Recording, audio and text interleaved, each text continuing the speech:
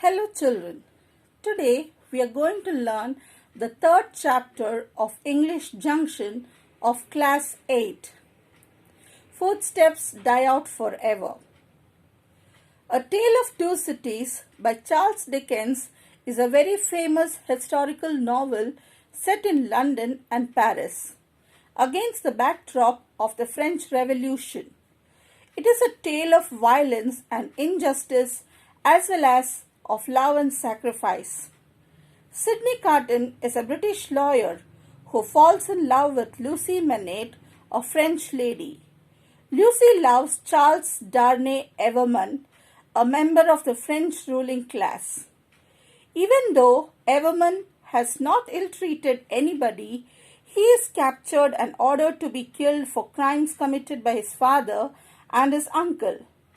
On the day of the execution, Sidney Carton uses his physical resemblance to Everman to save his life. Carton gets inside the prison where Everman is being held, and with the help of a spy, he secretly changes places with Everman. This lesson is about the last hours of Sidney Carton's life as he is being taken to the guillotine along with the other members of the nobility.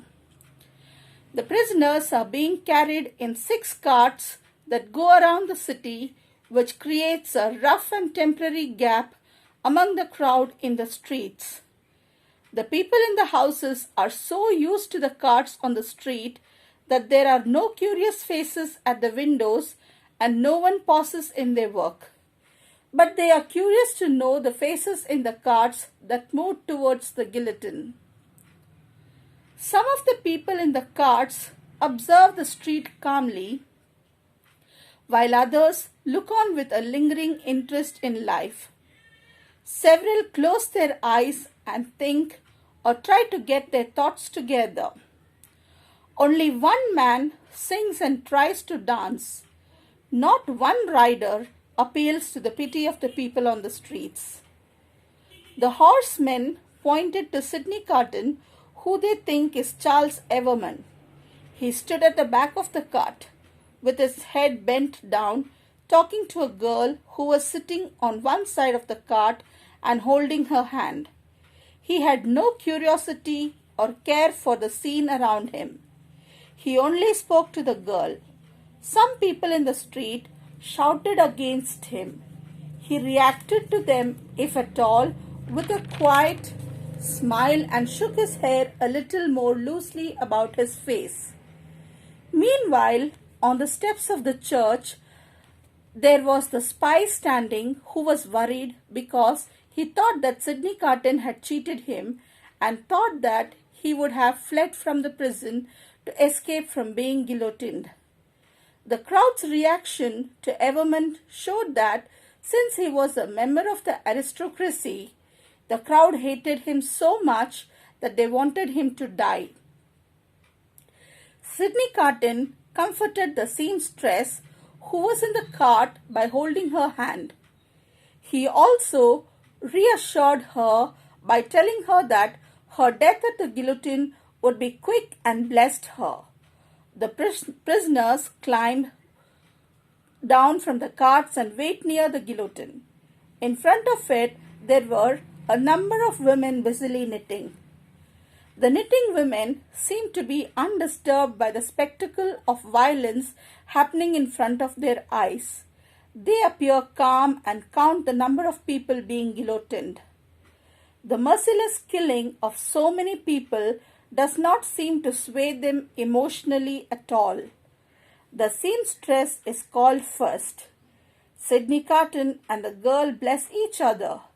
While the girl walked towards the guillotine, her face is bright with faith and courage. She is soon guillotined. Now it was time for Sidney Carton to be guillotined. He was indeed a hero. He did not hesitate to give up his life for the happiness and well-being of the women he loved. Even when he was being taken to the guillotine, he kept calm. He kept his resolve and his dignity to the very end. His last thoughts included a prediction. He saw a beautiful city and brave people rising from the horror into which they had sunk. He saw the evils of his time giving way to a new life of peace and freedom. He saw the people for whom he laid down his life living happily and prosperously in an England that he would see no more. He saw Lucy Manette with a child in her arms, who would be called by his name, and he knew that he would be fondly remembered and honored in their hearts forever. He thought that his sacrifice was the best thing he had done in his life, and his death would bring a better rest than he had ever known. The assignments for this lesson are: firstly, solve the questions of this chapter in your rough copy. Find few extracts from the lesson. Thirdly, learn the word meanings from the lessons. And at last, in the lesson, you read that Sidney Carton sacrificed his life for someone he loved. Would you help someone even if he or she cannot give you anything in return? Thank you.